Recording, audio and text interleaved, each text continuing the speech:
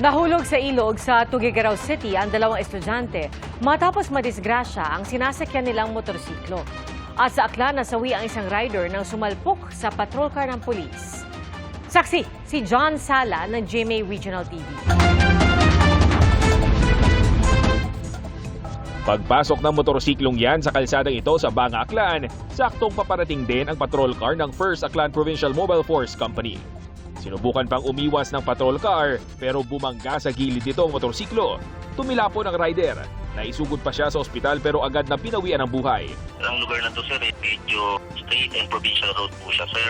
And wala pong signage na meron pong intersection doon po sa lugar na yun. Ayon kay Police Captain Gonzalodo, nagkaareglo na ang PNP personnel na nagmamaneho ng patrol car at mga kaanak ng motorcycle rider. Sa Santa Ilocos Sur, tuloy lang ang pagdaan ng mga sasakyan kahit basa ang kalsadang ito sa Barangay Banawang. Pero nang sumulpot ang isang kotse, sumampa ito sa kabilang lane at sumalpok sa kasalubong na truck.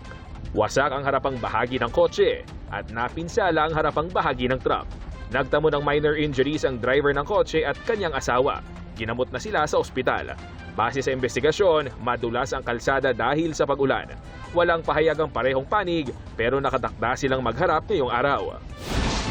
Iniaho naman ng mga rescuer ang dalawang estudyante mula sa Pinakanawan River sa Tuguegarao City.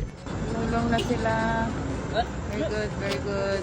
Dumiretso raw sa ilog ang sinasakyan nilang motorsiklo matapos umanong mawala ng kontrol ang rider sa kurbadang bahagi ng kalsada. Ayon sa pulisya, nakainom umano ang 18 at 19 anyos na magkaangkas at wala silang suot na helmet.